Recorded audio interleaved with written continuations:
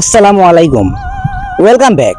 আজকে আমি আপনাদের যে রক্ত হিম করা একটি ভৌতিক ঘটনা শোনাবো, যা এর আগে কোথাও শেয়ার করা হয় নাই। ঘটনাটি খুব একটা আগের না। এই ঘটনাটি আজ থেকে সর্বোচ্চ 3 মাস আগে আমাদের এলাকায় হয়েছে। তো এই কাহিনীটা হয়েছে আমাদের গ্রামের একটা মেয়ের সাথে। তার নাম হইতাছে নীলামণি।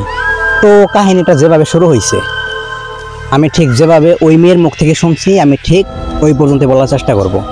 বললাম তো, কাহিনীটা আমাদের এই গ্রামে হয়েছে। আমাদের গ্রামটা কোথায়? টাঙ্গাইল জেলার কোনো একটি গ্রাম। আপনারা হয়তো বাংলাদেশে যারা আছেন, তারা টাঙ্গাইল জেলার নাম অন্তত শুনছেন, আর হয়তো অনেকে চিনেন। তো যাই হোক, আমাদের এলাকাটা একটু নির্জন প্রকৃতির। তো আমাদের এলাকায় একটা বাঁশঝাড় আছে।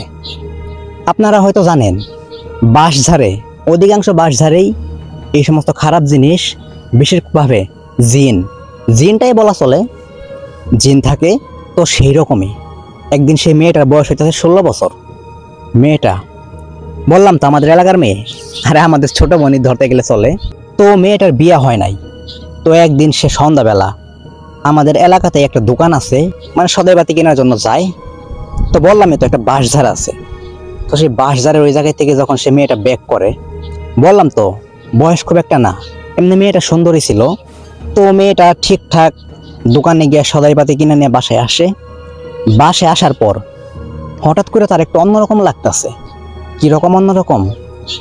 যেন মনে হইতাছে খুব একটা অস্থির একটা অনুভব, মানে একটা অস্থির অনুভূতি তার মনের ভিতরে হইতাছে।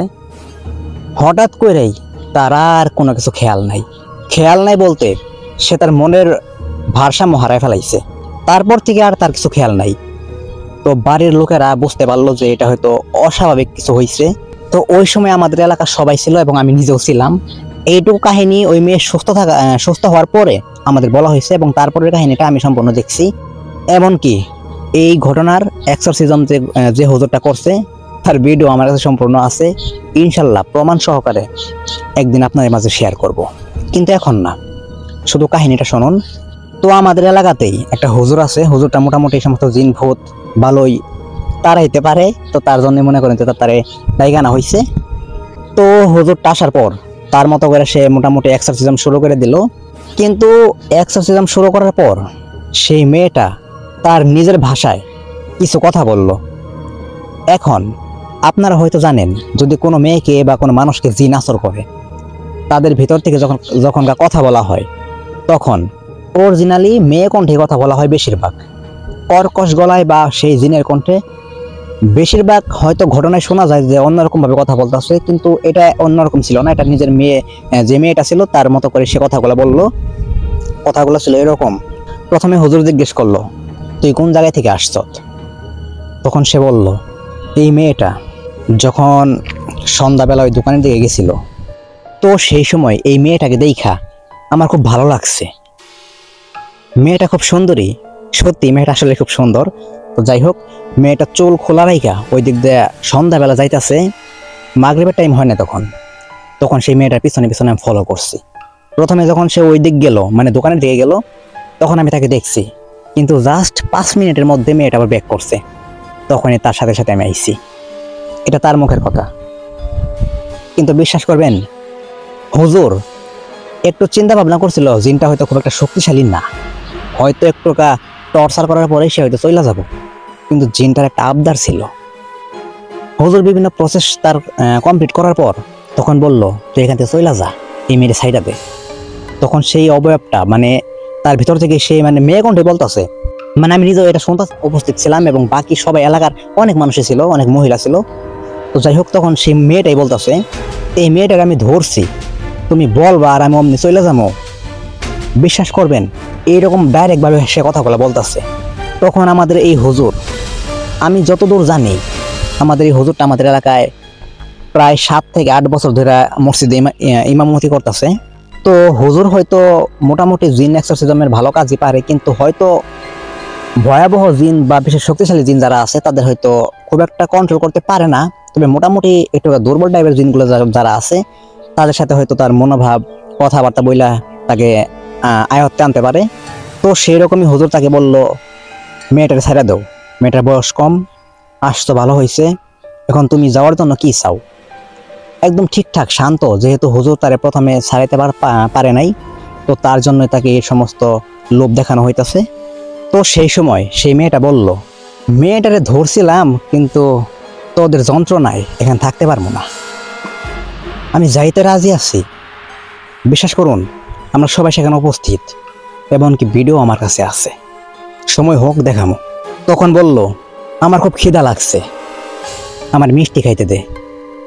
সাথে সাথে যাদের বাসায় মিষ্টি ছিল সেই মুহূর্তে, মানে ওই মেয়েটার বাসায় মিষ্টি ছিল না, যার বাসায় ছিল সেখান থেকে মিষ্টি নেছে 2টা, এবং সে 2টা মিষ্টি এত দ্রুত খায় যা ওই মেয়ের পক্ষে খাওয়া সম্ভব না, যা আমরা শুধু তাকাই তাকে শুধু দেখলামই। তো যাই হোক, মিষ্টি 2টা খাওয়ার পর তখন সে মেয়েটা বলল, আচ্ছা আজকের মতো চইলা যাইতাছি, কিন্তু রাতের বেলা আমার কিছু ভোগ দিতে হবে।